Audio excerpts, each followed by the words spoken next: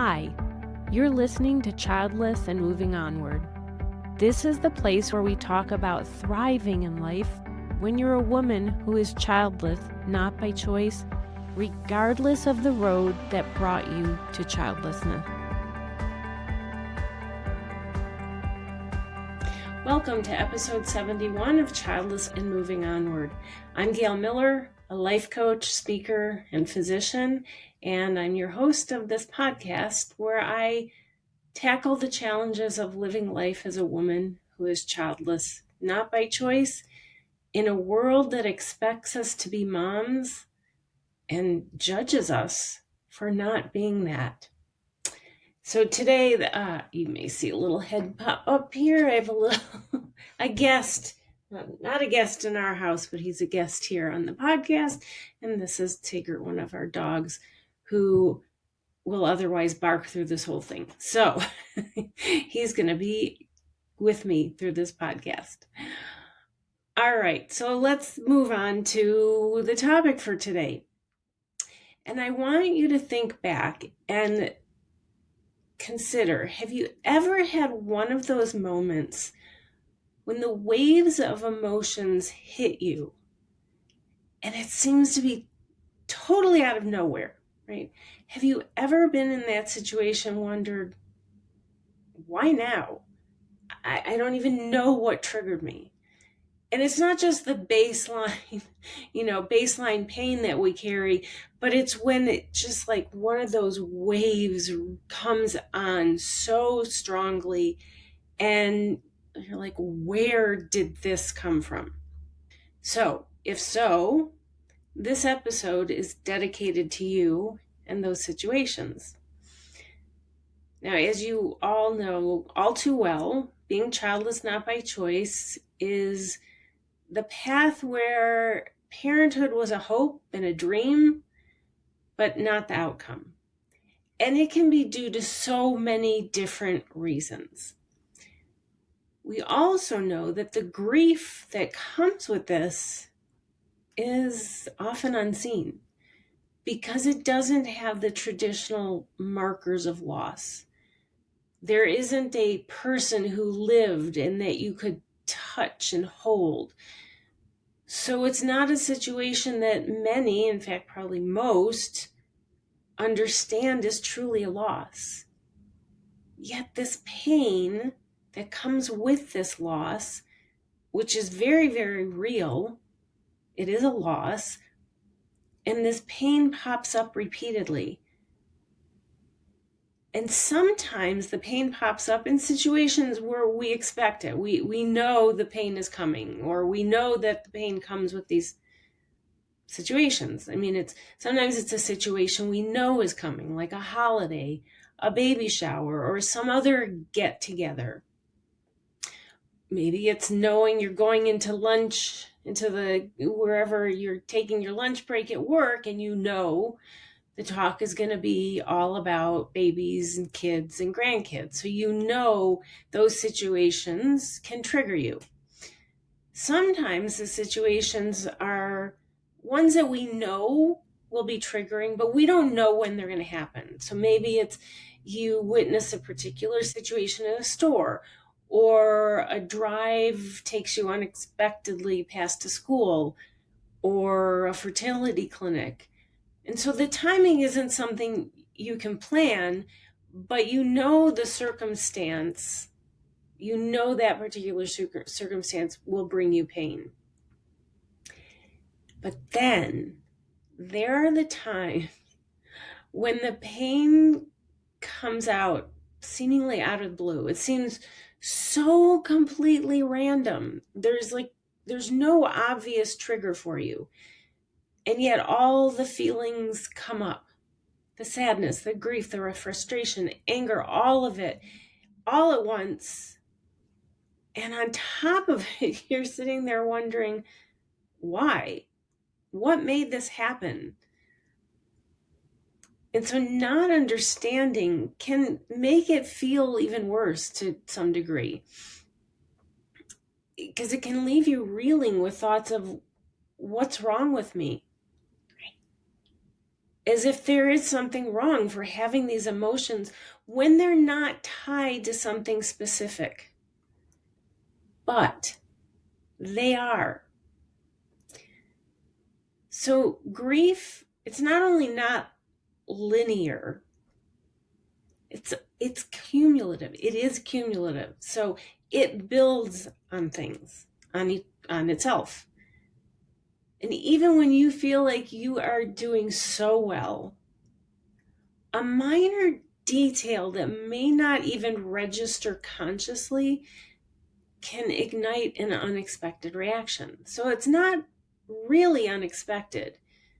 You may not be aware of what's going on, but the pain that you know is always there, even when you're thinking how well you're doing, it can resurface fully when what seem like tiny things pop up over time, and they accumulate to a point of feeling triggered. Emotions don't follow rules. The why now moments can come up at any time. There's no timeline, there's no deadline, and that's part of the process. And then there's the part of the outer support that affects this, or the lack of. When you're not able to really be open to how you feel, or be open about your experiences, or when you are open but you get little or even no understanding or validation from others, then that contributes to this whole cumulative effect and to your grief. And that in turn, okay, you weren't supposed to be barking sitting in my lap. All right, let's get back to this. So Tiggy had his say. So all of this adds up. It builds on itself. And then that can lead to this sudden explosion of feelings. You are not alone in this.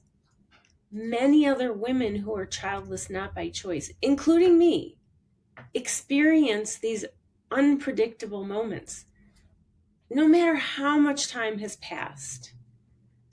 So this has happened more than just once, but one particular time I woke up and I felt crankier than I had in a while. And I didn't know why. I just felt annoyed. And that's an understatement, but I felt annoyed at everything. Even just getting my breakfast out of the refrigerator, right? It was a smoothie. It was already made. I'd already made it before, so I didn't have to do a thing other than take it out and eat it. I didn't have to do anything but enjoy it. Except I didn't enjoy it. It should have been delicious, but it tasted, frankly, like crap in my mind. It wasn't even tasteless. That's how cranky I was. It just tasted awful. I watched a morning show while I was drinking it. No news, so nothing bad. It was just the entertainment portion of the morning show at the time. But nothing was entertaining to me. And the whole day continued like this. I forced something that resembled a smile on my face as I walked into work. And I went through the motions and kept hoping that my fake smile would eventually convert into real feelings. Anything that resembled a positive feeling. But it didn't. And the thing is, all day I wondered why. Why was I feeling so cranky? What triggered me? What was going on? And I couldn't remember anything triggering me. And that's because it wasn't one thing, big or little. It was actually a series of things, some seemingly meaningless, but all of them put together wore me down.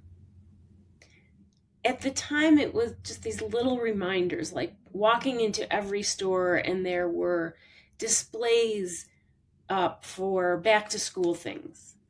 And then the week after that, when school's already started and that's over, and now it's the endless aisles of candy for Halloween and all the other things that come with Halloween. It was the social media posts of plans for Halloween, costumes, and on and on and on. It was all of that and more. All these tiny little, what seemed to be insignificant daily happenings. And without even thinking about any of it, other than a quick glance and turning to face something different each time, I didn't put any real thought into it. But boy, did it add up. It was this cumulative effect of what seemed to be insignificant things that together were actually very significant to the hole in my heart.